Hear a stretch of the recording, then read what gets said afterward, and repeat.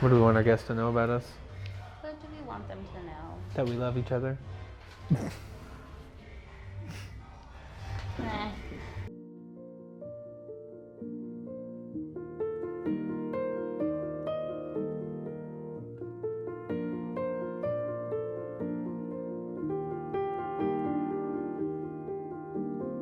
My first impression was he was kind of rude.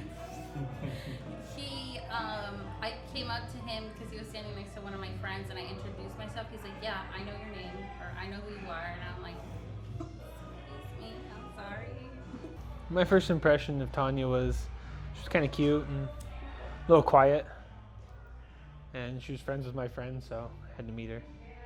That's right. Yeah.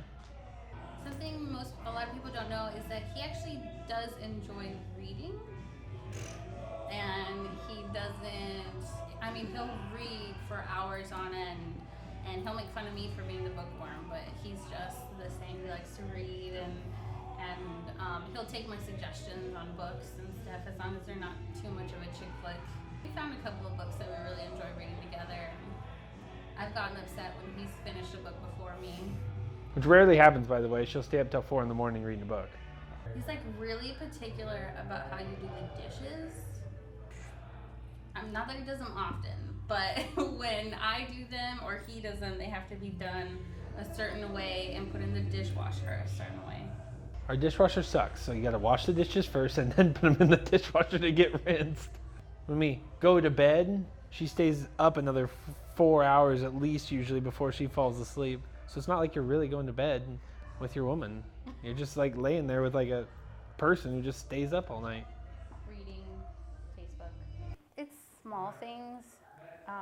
I work really weird hours, and sometimes I won't get home till like midnight or 12:30 or later, and he'll have my pajamas out for me, so I'm not like blindly looking for them. I think maybe it's so I don't turn on the light also. I don't wake up either way. Yeah, this is true.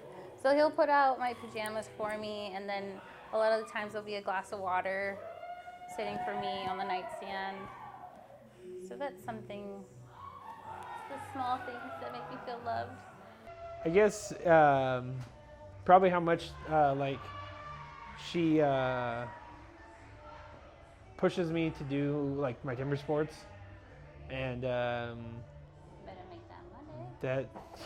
that she supports it, even though in the beginning when we first got together I was wasting more money than I was making, and yet she still let me do it, or she didn't have a choice, but she still supported me doing it. And I guess stuff like that, when she supports me even though it's probably not always the smartest thing to do. My side of the proposal story. I texted her friends that were going with us to Vegas, and I was like, bring you guys' cameras. This is going to go down sometime this week. I don't know when or where. I barely had gotten a chance to finish getting ready. We were going to see Reba and Brooks and Dunn, and like somewhere deep down in my heart, I'm like waiting for Reba to call my name and ask me on stage, so I have to look good. First night, we walked the entire strip. And he's honestly making me run in 4-inch heels through the strip in 104-degree weather. And then we get there and he's like, okay, we can hang out for a little bit. She liked the fountains in front of Caesar's Palace, which is where we were going to our concert. So I was like, all right, cool. Because she's like, oh, I want photos here. I'm like, this will work. And I'm just thinking, what do you mean we can hang out for, what are you doing to me right now? It's hot, I'm sweaty, and Reba can't look at me like this. She's like, why are we waiting for Sammy? There's like 40 other people around here can take our pictures. I just want a couple pictures. And finally Sammy shows up. I was like, thank God. And then we start taking pictures, and we're being silly, and we're having fun now. I got down on my knee, and Sammy took some pictures, and then Taña turned around, and There he is, down on one knee. she started crying, and I proposed. And Being me, I try to take the ring and put it on myself. I don't know why. But he asked me if I would marry him, and I said, of course. And then he put the ring on me. The end. happy ending. Yeah, that's it. I'm excited to have my mother and my dad Jimmy and all of my cousins and my grandparents really great to be together, and that's something that I'm really, really excited about. And some of my family hasn't met Cody, so it'll be a lot of fun. Interesting. It'll be a lot of fun to do that and to be together for a little bit. I guess my favorite part would be marrying my true love. Oh God.